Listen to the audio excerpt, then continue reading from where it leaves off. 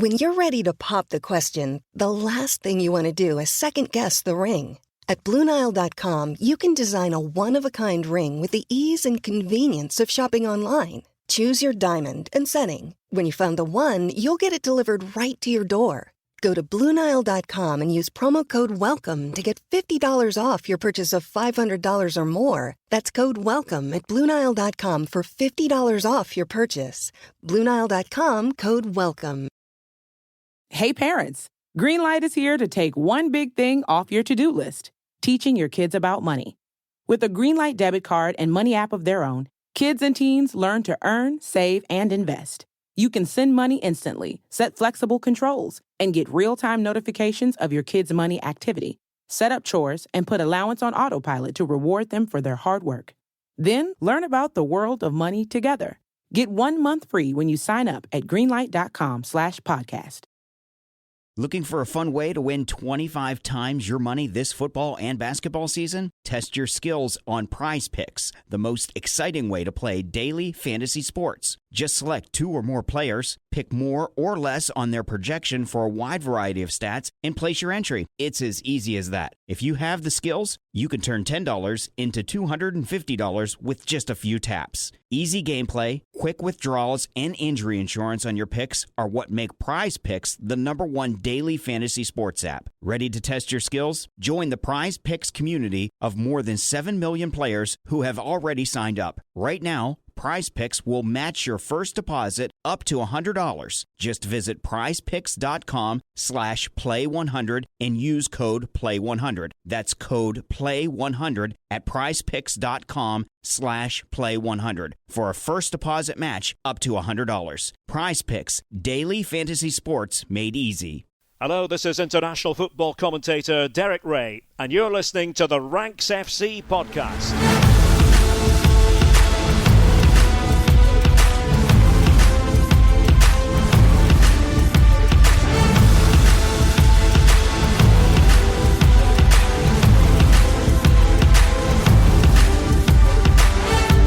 Hello Rank Squad and welcome to Ranks FC. It's your favourite football podcast, back with you early this week and for the first time of 2 separate drops as we come to the sharp end of this World Cup. My name is Jack Collins and I'll be your host today, and joining me is our transfer guru, World Cup guru, fantasy football guru, Mr. Dean Jones. How you doing, mate?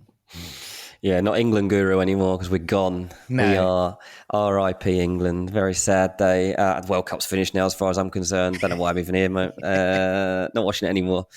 He's finished. He's had enough. He's had enough. It's done. See you in 2026. Exactly. Well, just the two of us today because Sam is otherwise occupied. But we thought it would be a good thing to do to get ourselves a little bit of a semi-final preview ahead of 2 big games this week. Tuesday sees Argentina play Croatia, and Wednesday sees France play Morocco. And I think many people would have lined that one up. Although, I've got to say this, and I've said it on a couple of things, Samuel Eto'o predicted this semi-final. He also predicted that the other semi-final would be Cameroon against Senegal. So there is an element of it that you have to take with a slight pinch of salt. But you know what? He did predict this. So I've got to give him some credit where it's due. We're going to talk about various bits and bobs, Dean. You're going to rank them 4-1. Not all the good it'll do, considering Sam's rankings. It means nothing at this point, What was does it? 8, 7, and 6 all through in the semi-finals from his quarter-final rankings. And we're going to talk about some positives and negatives for each side as well in part 2. But before we do any of that, I thought it'd be probably poignant to get your thoughts on the weekend. I did a podcast straight afterwards over on our Patreon. It was a solo podcast, and I just talked about the England game here on my own. It was an interesting experience. The link is Someone that didn't actually care. Yeah, exactly. The link is ever in the description to this podcast if you fancy coming to join us over on Patreon. Although World Cup Daily is coming to a close, we have plenty planned, DJ, for the new year and transfer season. Exactly. Transfer Daily. I don't know if I'm brave enough to do that. Still fun to be had over on our Patreon, and the Christmas specials, of course, as well. But yeah, how were you on Saturday?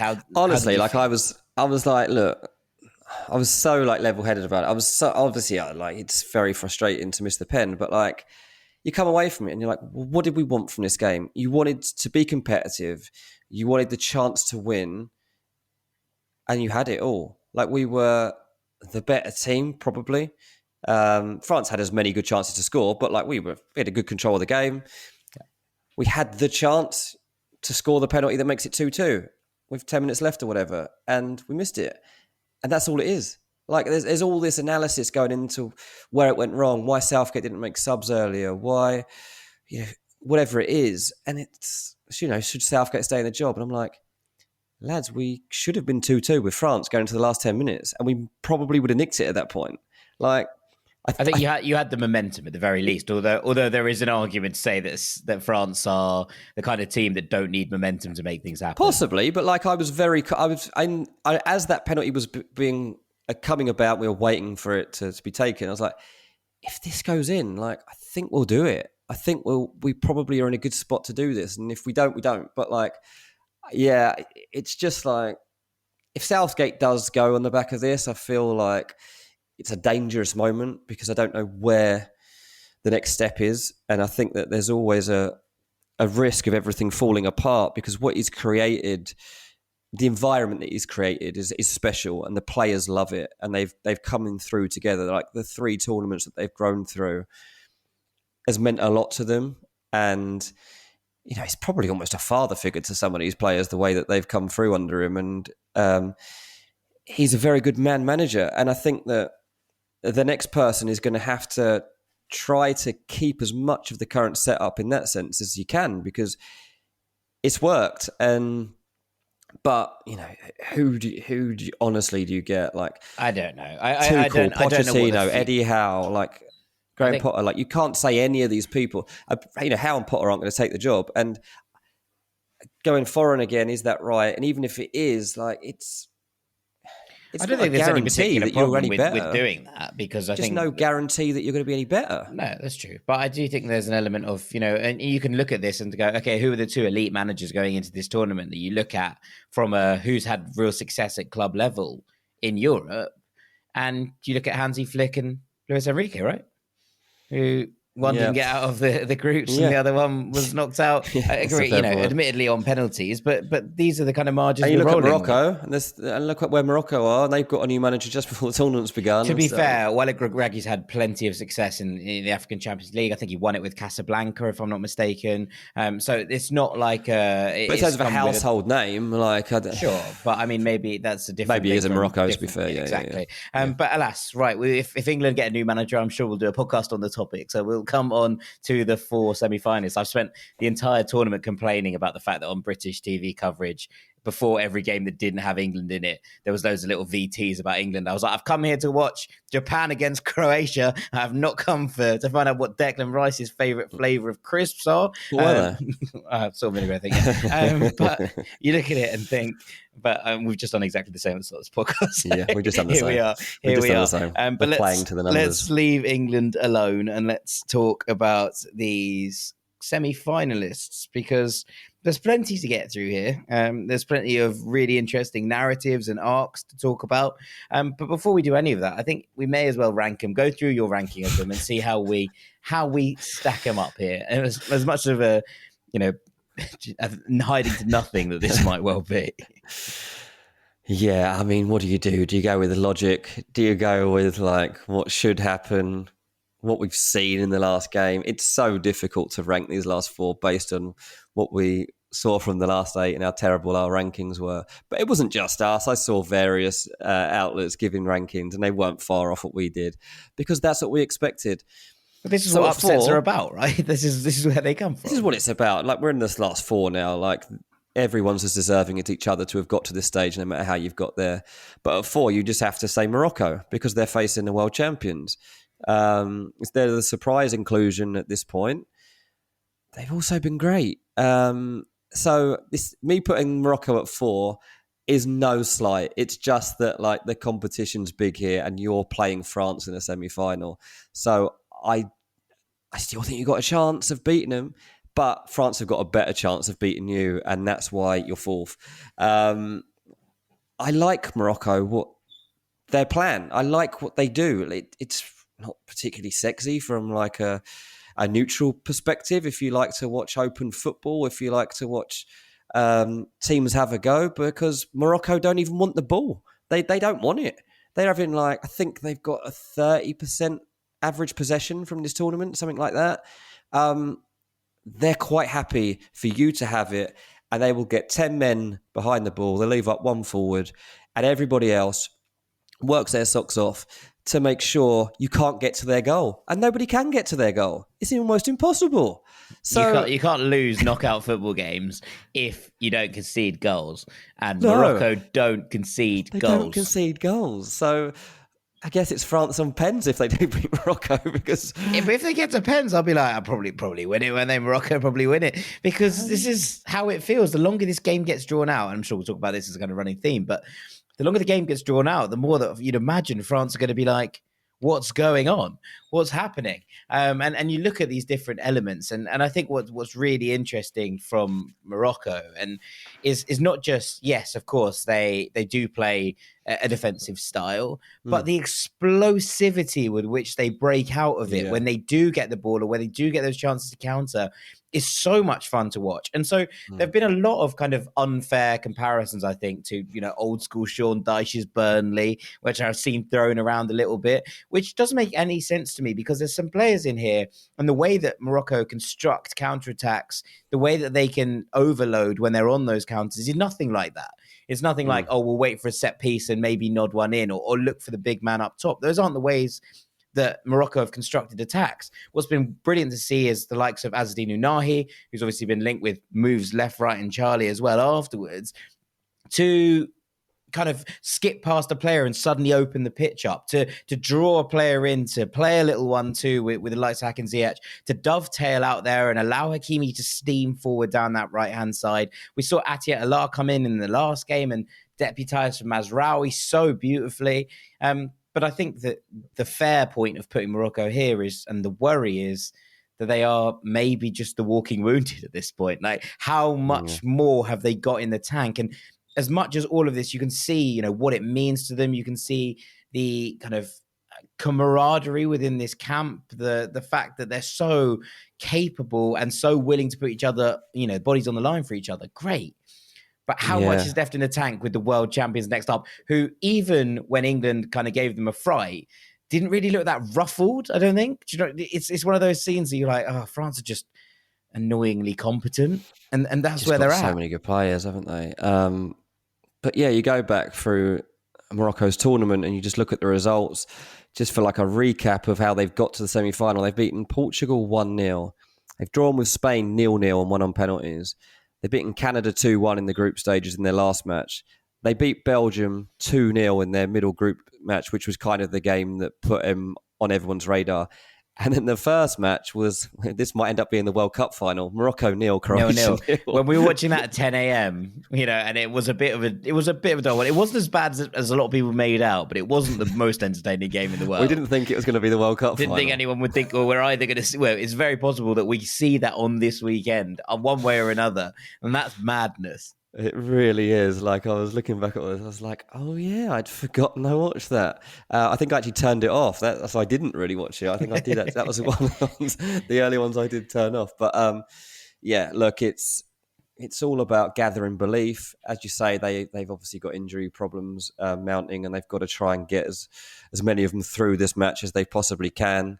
Whether it's painkillers or vibes, whatever they can use legally to get through that match. But it's important. This is so important to Morocco. Like, this is not just about Morocco. This is about half the world supporting them. Like, they've got unbelievable representation here. Yeah, I mean, at the tournament, sure. But also just they are the underdog that everybody wants to win now. And, obviously you see that a bit where, of every group chat on Saturday night that I'm part of that has loads of England fans going, Morocco, aren't we? And I'm like, yeah, okay, all right. But generally, I think the whole world is now behind this story. Or at least this is the game. And there was a piece up on The Athletic about this. This is the game that they have the most people supporting them. because if you paired them against Croatia, right? Croatia are a tiny nation who are doing their own, bit of punching above their weight in terms of population size. There's a fair few people who would have gone for that side of the fairy tale as opposed to this one. If you give it to Argentina, then there's loads and loads of people who are buying into the Messi thing and then buying into that kind of narrative arc. Great. And you lose supporters that way. France, everyone's like, they won it last time. There's absolutely, outside of France, the support for France is minimal, I would imagine, throughout the globe. And that's pretty insane. Yeah, I mean, if Morocco were to go on and win the World Cup, it actually would be insane. You just look back at the history of the tournament. Brazil have won it 5 times, Germany 4, Italy 4, Argentina, France and Uruguay have won it twice, and then England and Spain have won it once each. So suddenly you're going from like minnows in world football to you're in the elite. That's a small list. That is a small list. And there's also there's no real underdogs. Like, obviously, you can look at the 2 Uruguay trophies and be like, that's incredible. And it is incredible for their population size, etc. Yeah. But at the time, they were leading lights in the world of football. It's not like they were, this kind of, we've come from nowhere. An underdog story at the time, no. Exactly. So there is this element of, if you were to do that, you break the glass, you shatter the glass ceiling. Completely. This is unseen. This has never happened. It would be unbelievable. Indeed. It would be. Although, I mean, I'm sure you could say the same for Croatia. Yeah. I mean, look, Croatia have got to take the next step, and I'll carry on the ranking. And at 3, I've got Argentina. And 2 are Croatia. And look, the reasoning here is honestly emotion. There's a lot of emotion for Argentina wrapped up in this tournament and now in this game. And I think it got to them in the Netherlands game. I think they almost shot themselves in the foot and almost gave that game away because there was so much passion and it almost seems to overwhelm them. And of course, they're a really, really good football team, but they also have this niggly, converge on nasty side to them. But they wind people up, and sometimes they wind themselves up in the process. And for the Netherlands, they loved it. They loved it. And you got Wout Weghorst and Luc de Jong who could come on, and suddenly the game had turned into a battle. And although there are definitely Argentinians that have the traits to deal with that, Netherlands at that point were very happy to play that game because they were losing the football battle. And what I'm just wondering in this fixture, because there's so little between them, honestly, like at this point, like I feel like I disrespected Croatia massively coming into the quarterfinal. And I regretted it. Like, as soon as I started watching the game unfold, I was annoyed at that I hadn't given them more hope, because I forgot not just the tournament experience that they have, but also the experiences that they've gone through with each other. And this is like you say, a small nation, and these players know each other so well and have played at so many different levels and in so many different times that I think it works in their benefit, and they can also stay very level, right? Whereas Argentina, they are so caught up in this moment and the Messi moment, and this has to happen. And I just wonder if it's all gonna prove to be too much, because ultimately what we have in Croatia is a set of players that really, really look out for each other. They know how to work for each other. And they haven't had the greatest tournament, but they're in the semi-finals, and they've done it with minimal fuss. And I think they will fancy it. I think they'll have been looking at Argentina's games and thinking, do you know what? We're into a back-to-back World Cup semi-final. There's not many teams that have ever done this. And we're here to show that, yes, we're punching above our weight, but we deserve to be here, and we're going to let you know. And that midfield battle, that midfield that they've got is going to be... It's going to decide it. I'm a bit... The one side, I guess, that goes against my argument to put Argentina third and Croatia second is that in terms of goal power, Croatia don't have a lot. I'm not seeing Kramaric as ever being a golden boot winner here. Whereas you look through Argentina's squad, and even beyond Messi, you've obviously got goals throughout that could step forward. So that's probably the one downfall to my argument here. But as I say, I'm not really pinning this on what they're capable of football-wise. I'm I'm really wondering about how they can manage this moment.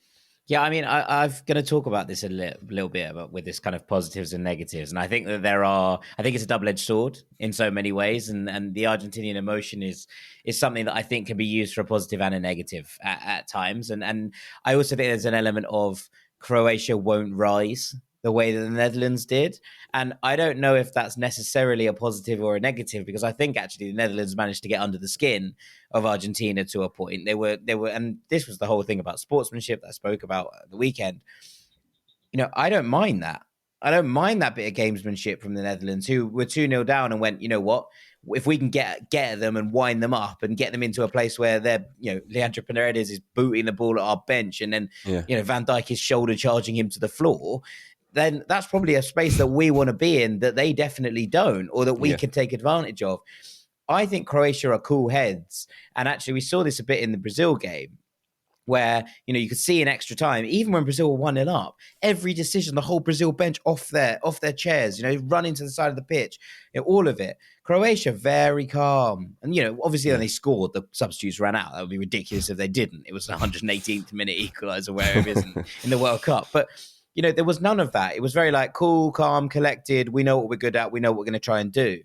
And I just wonder if their kind of calmness, I think there's an element of it that could be an advantage. I also think there's an element of it that actually that maybe will just ease the fire from Argentina a little bit. And actually it won't end up being the game that they expect. I would have these two flipped. I would go by... I mean, obviously, most people would. Most people would do that. But I think it's completely reasonable to have them this way round. And Slaven Bilic said it. He was writing a column, and he said, I didn't fancy us to beat Brazil, but I fancy us to beat either Argentina or the Netherlands. And you're going, okay, right. And that is, the confidence in that is genuine. And I think it's a really genuine statement. He's gone, look, we play Brazil 5 times, we lose 4, we win 1, fine, no problem. But he's like, I fancy our chances against whoever wins the other quarterfinal. I'll tell you what's interesting too. You look at results and stuff, that there's a high chance that this game is decided on penalties, I would say. And Argentina obviously made it through by beating Netherlands on pens. Emi Martinez obviously being the standout for them. But then Croatia have won their last 2 matches on penalties. And they did 2 in the last World Cup as well, right? They seem to love it. Oh, yeah. They want penalties. They want to play for penalties because they're like, we're so good at this. There's no pressure on us in penalties. This is the easiest thing in the world. The hard part is the 90 minutes. The easy part is the kick from 12 yards. And it honestly feels like that. So that's another reason, because we've seen that steadiness, I guess, of the nerves in those big moments. Again, why, if they can just stay in it and manage this occasion, then the further we get, I think I'll fancy them more. Bear in mind, the last time that there was a World Cup, Argentina and Croatia played each other in the group stages. Croatia won 3-0. And, there is something to be said for the fact that it's a very different it's a very different Argentina side. It's a very similar Croatia side in many ways. There's 6 or 7 players, I think maybe up to a sort of 8 or 9 in the actual squad, who are very much around that day and a big part of the team. Whereas with Argentina, that number is reduced, and a lot of them are now playing bit part roles as well. So you look at that and maybe there's not all that much to learn. I think Argentina have completely, phoenixed from the ashes since that tournament, whereas I think Croatia have stayed relatively steady. So I don't know if there's all that much you can read into it, but I think it's something worth noting before we move on to your number 1, Dean. Yeah, so number 1 is France. I mean, they're the world champions. They've made it through to another semi-final. They've managed to get through an England fixture, which didn't always go their way, but they were ahead twice and they saw it out. So even in a fixture whereby we're like, well, England controlled the game. England had bad, we had some decisions going against her. We should have had a free kick for Saka. We should have had this. We should have had that. France are like, yeah, we won. We won. And we've scored a really nice goal from 25 yards, whatever it was. And we've scored one of the best goals of the World Cup with one of the best crosses you'll ever see and a Giroud header.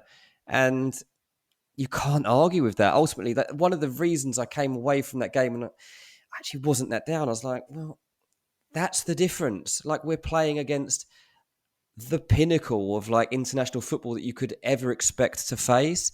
And they've just got the difference makers. I mean, I have to say, like, defensively, I thought that they were vulnerable. I really did feel like they were vulnerable. And any time that Saka or Rashford or anyone was getting it at them or in between the fullback and the centre back, you felt like they were going to give away that pen, or they were going to not manage to make the tackle, whatever it was. And so from that point of view, I feel like they could concede. But ultimately, like, this is a team that it's just really hard to doubt. And you go back, let's say we'll look back through the history just of this tournament.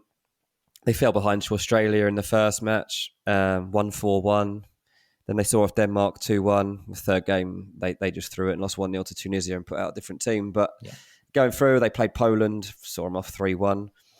So, and then they've beaten England 2-1. So this is, obviously, they were most people's favourites alongside Brazil to actually win the tournament. They've largely lived up to it. And I think that probably the scariest thing is that, like, even on a night like, say, the England game when Mbappe doesn't get into the game probably as much as he wants, it ultimately didn't matter because they can rely on Olivier Giroud. They know that Griezmann can step forward. Ousmane Dembele's there. They've got substitutes too. Like, they've got strength in depth, like, for when they need it, and they can make changes and mix things up. I think they only brought on Coman. I think they made one sub actually in that England game. I think Coman came on for Dembele, if I remember rightly. But even beyond that, like, there's strength in that squad, particularly defensively, to see out a win. Yeah. So if they do start to get nervous and they have managed to only get one goal, they have got options to see it out. And the last thing I'll say really is the mentality. And, you know, England don't have and possibly never will have that same winning mentality that a team like this has. And obviously Morocco can't have that same mentality because they've never been in a World Cup semi-final. They've just had the biggest win in their history to get to the semi-final. And of course, like, there's some positive in that, and there's some hope to take from it. There's no weight of history. There's no expectation or pressure. Yeah, they're playing to make history again and to have the greatest day of their lives.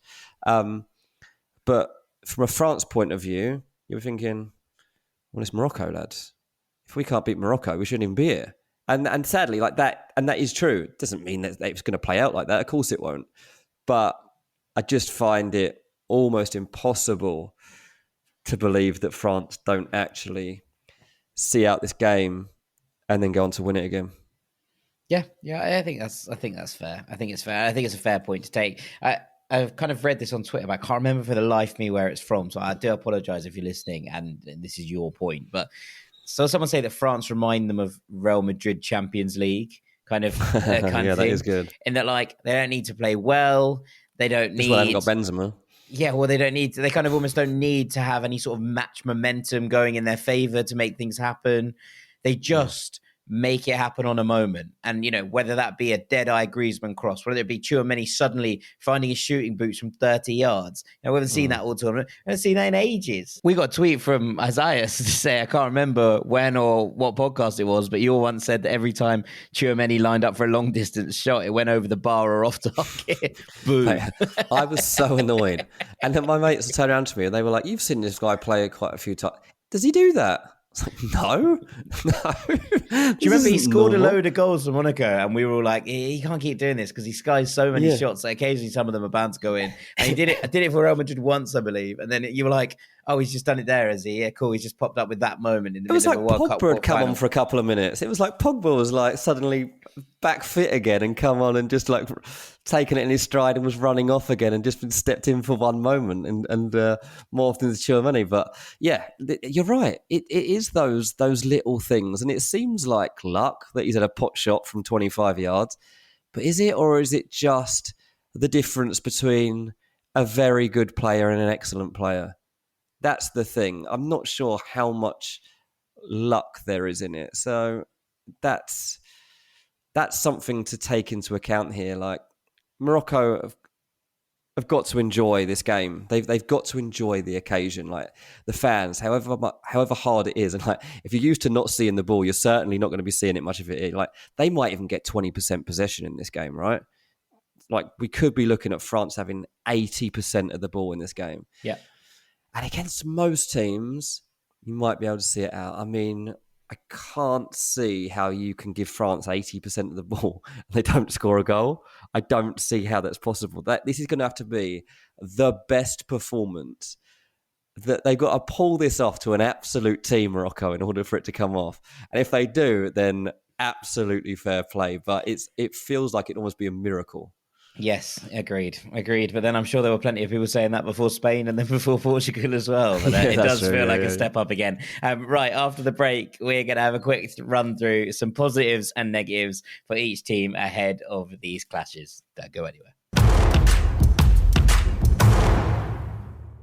Welcome back to Ranks FC. Jack Collins here with Dean Jones, and we're going to pull off some positives and negatives. Dean, what I'm going to do is I'm going to run you through both the teams of a bracket. So I'll run through Argentina and Croatia's positives and negatives because they feed into each other a bit, and then we'll have a discussion about it, and then we'll roll on to France and Morocco. So what I've got for Argentina, I think you look at three positives.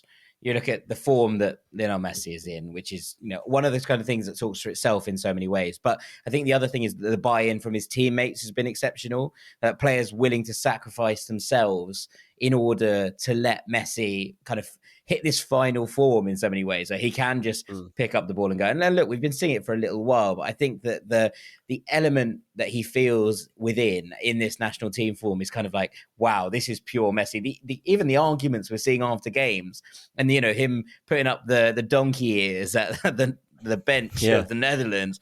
I'm like, you've just never seen that in Club Messi. It's never been there. The kind of fire in the belly in so many ways. And I suppose that's part of it. But I think secondly, Argentina have grown into this World Cup. They've improved game by game. I think the Saudi game, in so many ways, it kind of knocked the winning run off a little bit. And that was maybe a good thing. Now, obviously, it wouldn't have been a good thing if they'd gone out in the group stages. So this is easy to say with hindsight.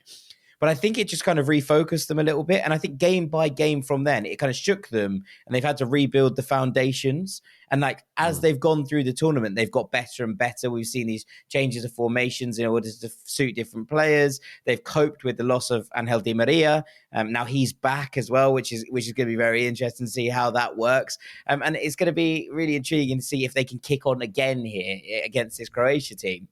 And you mentioned it earlier, but there is this overriding emotional sense that flies with them, right? It feels like they've got this true sense of narrative purpose, almost like heaven sent moment to be given to them, pushed onwards by the wings of fate.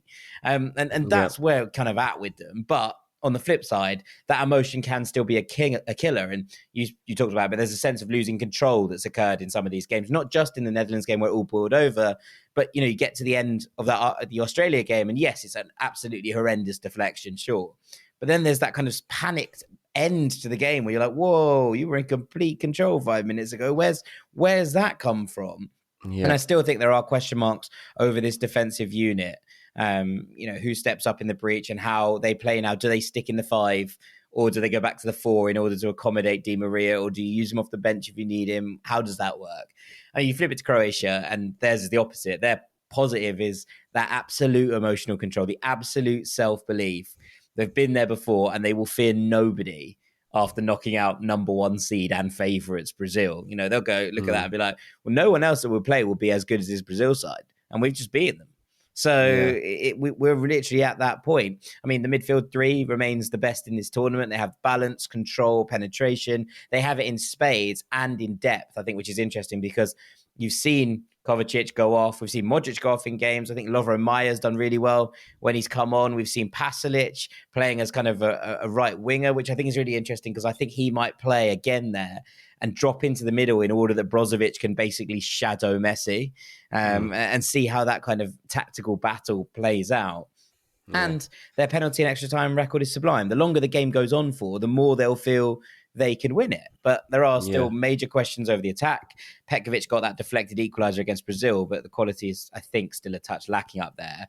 And for me, and maybe this is the big discussion point, Argentina's midfield is also good. It has also grown into this tournament. We've seen Enzo, Alexis, and Rodrigo de Paul really start to develop an understanding, have they got the energy and legs to compete in the middle? And if that happens and Argentina can match Croatia in the middle of the park, if not in terms of technical level, but in terms of energy, in terms of making things happen, in terms of breaking play up, are then Croatia overmatched by the rest of the Argentina team?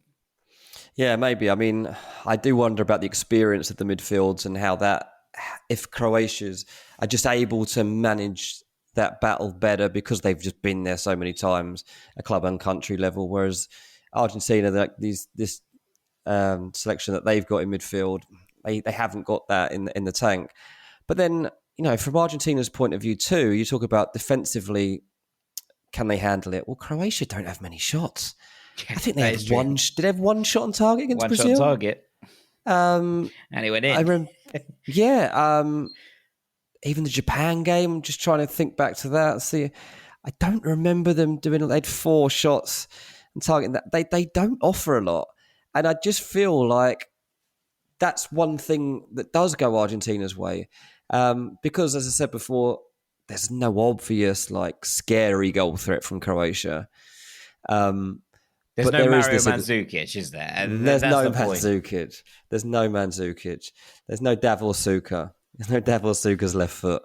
And what we've got here is, again, to be honest, I think they'll probably manage it similar to Brazil too in terms of playing on that emotion, because with the Brazil thing, there's the fact that Pele's ill. There's the fact that this was, the Pele banners inside that stadium. It felt like Neymar's last chance to a point, didn't it? He might play next time, and I know you and Sam discussed this on the pod the other week, but he might also just not. He might just decide not to do that.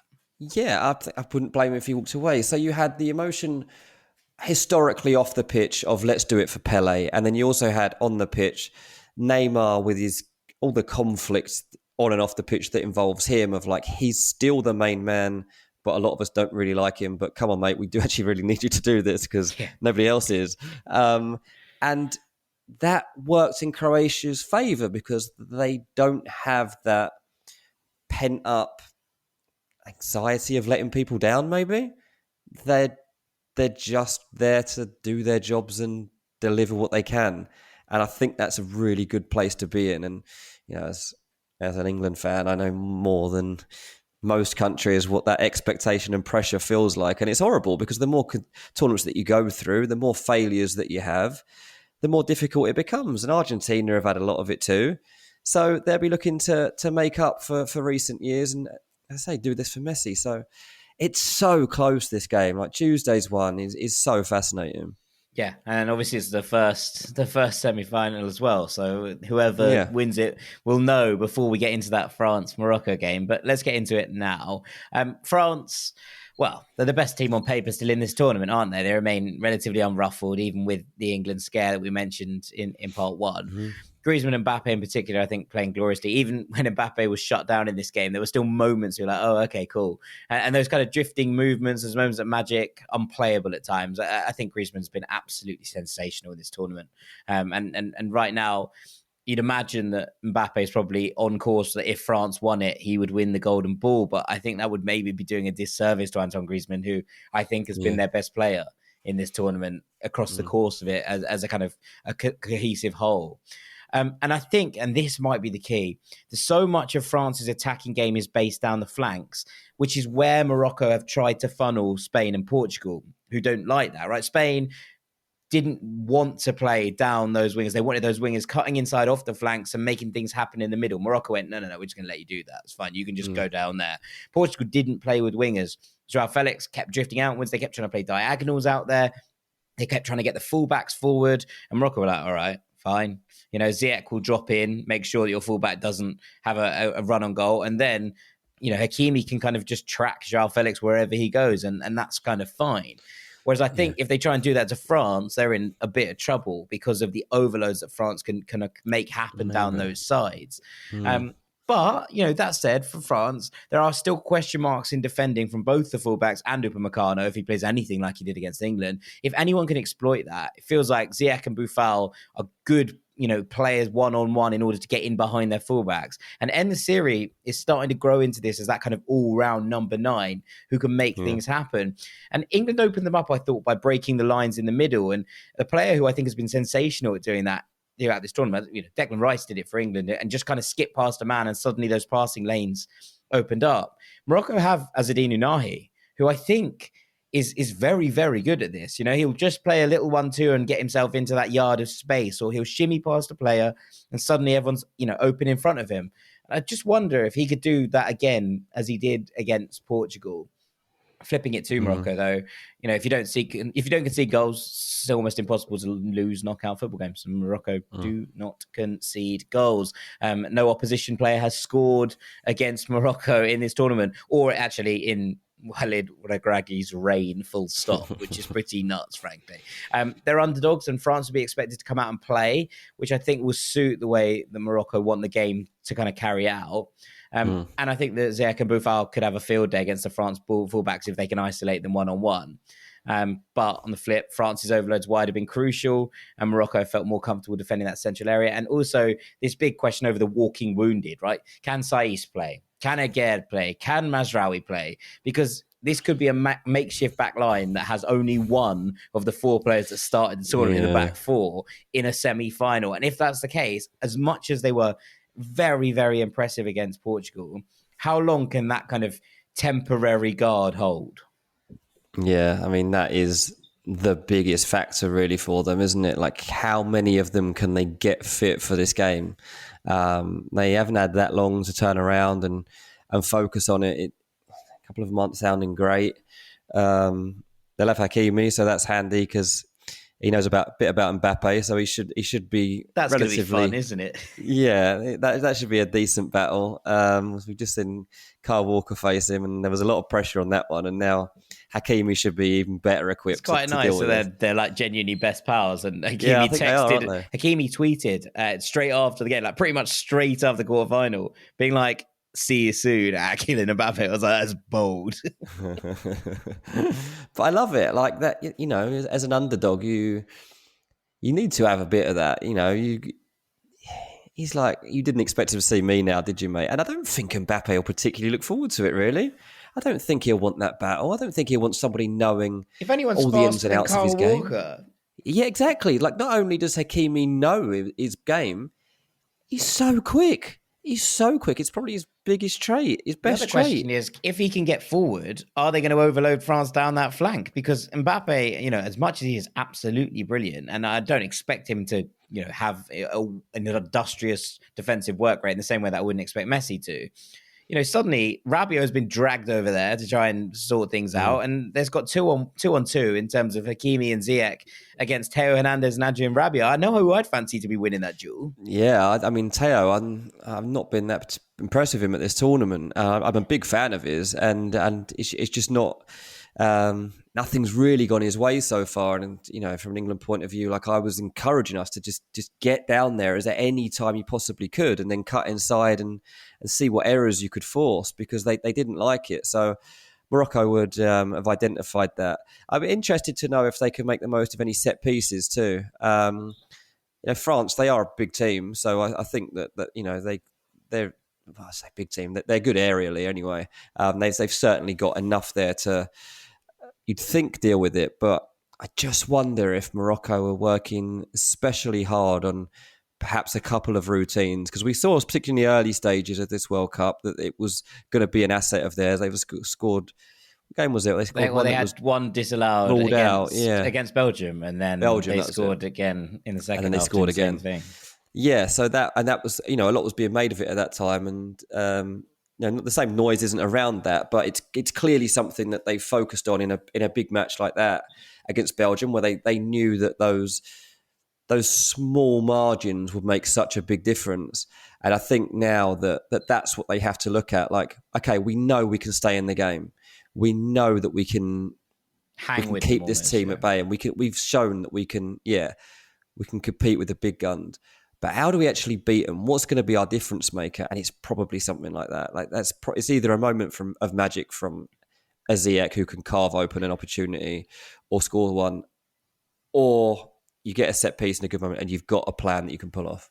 I just think that I think their moment is going to be like a transition play. They played out of Portugal's press really well. If they could do the same to France, we've seen this team open up really, really nicely. And if that can happen again, they will get those overloads. And there are players here that can hurt France. I reckon that's going to be the weapon, if you will, that they're going to look to try and utilize. And again, they'll grow into halves and grow into games. You know, it was that point where obviously they scored right before half time in the Portugal game, but about 30 minutes, you're like, Morocco have started to play. They've started to really play as well. They've started to feel comfortable on the ball. And I think we'll see something very similar. They'll tuck in to begin with, and they'll let themselves grow into the game. And it's going to be very, very interesting. Didn't you tip? So what did you say before the tournament about Morocco? I said they'd win the group. You've had some bad takes, but Morocco was a good one. Well, it was I appreciate a very good them. one. Them and they are saving both my takes and Semioletto's. So in that regard, I'll take some. You're very similar men, aren't you? So it makes a lot of sense. I mean, look, I wouldn't claim to be, a tenth of the man that Semioletto is, the great man himself. So credit where credit is due. But yes, they've done a lot to rescue some of my wilder predictions from the start of the World Cup. I'll give it that as a thank you to. Well, Giroud was my wildest one. I think I took him as Golden Boot winner before the tournament, before Benzema was injured. I got him at 100-1 for the Golden Boot. So it's still alive. I don't think it's going to happen, but that's a nice bet to have alive at this stage of the tournament. So wasn't the end of the world when he scored. When he scored against England, it wasn't total end of the world. Exactly. Only a couple of £100. Can't knock it until you've tried it. And on that bombshell, I think we're going to call it a day here on Ranks FC. All that's left for me to do is say thank you so much to you all for listening. Thank you so much to our transfer agreement, Mr. Dean Jones. Cheers, mate. Enjoy the games. I will enjoy the games. Thank you. I've been Jack Collins, Knave of Hearts. We will be back on Thursday at some point to preview the World Cup final, and probably a little bit on that bronze medal match as well, but mostly the World Cup final. So we will see you later in the week, gang. Take it easy. Peace. When it comes to teaching kids and teens about money, practice makes perfect. That's where Greenlight comes in. With a debit card and money app of their own, kids learn to earn, save, spend wisely, and invest. Parents send instant money transfers, create custom chores, and automate allowance, while kids track their spending, set savings goals, and practice money skills they can use today and for life. Get 1 month free when you sign up at greenlight.com/podcast.